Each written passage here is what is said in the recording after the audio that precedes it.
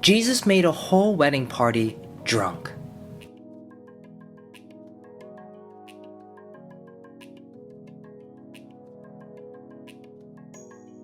In John chapter 2, we see the story of Jesus' first miracle. And this miracle was that he turned water into wine. Now, some argue that this is not fermented or it could be fermented. But if it's in the context of where they are now, if it was late autumn, it could quite possibly be fresh grape juice. But this video is not arguing whether it is fermented or not fermented. What I want to pay attention to is the response of the master of the feast. Let's pay attention to what happens when Jesus offers the wine to the master of the feast.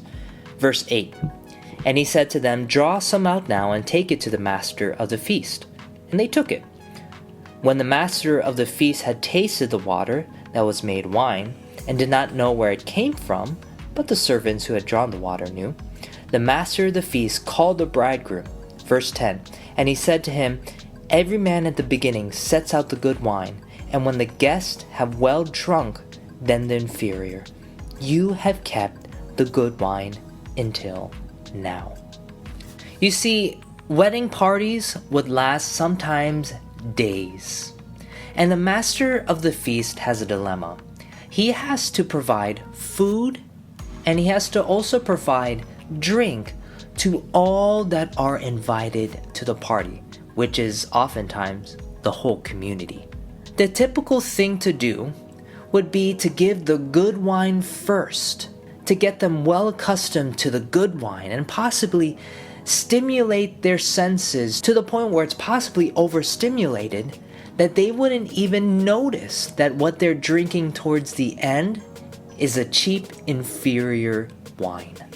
But Jesus does the opposite. Instead of giving the good wine first, he gives the good wine last. Pay attention again to what the master of the feast says in verse 10. "And he said to him, 'Every man at the beginning sets out the good wine, and when the guests have well drunk, then the inferior.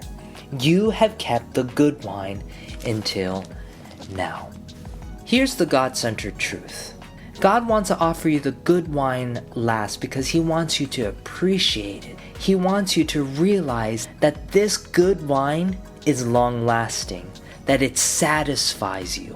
But Satan gives you the good wine first. Why?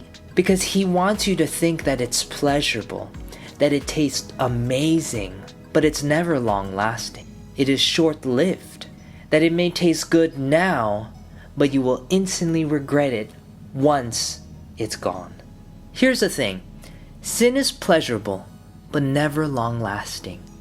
You instantly feel regret once you have partaken in sin.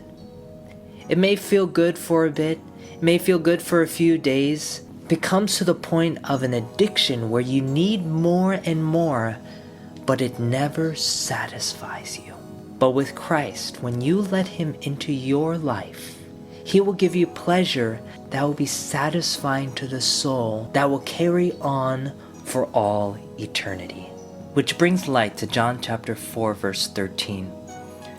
Jesus answered and said to her, "Whoever drinks of this water will thirst again. But whoever drinks of the water that I shall give him will never thirst. But the water that I shall give him will become in him a fountain of water, springing up into everlasting life." You see, we will never thirst again when we have Christ in our lives. And when we accept that good wine, we will receive something much more than just physical thirst. So choose Christ today, and you'll have pleasures forevermore.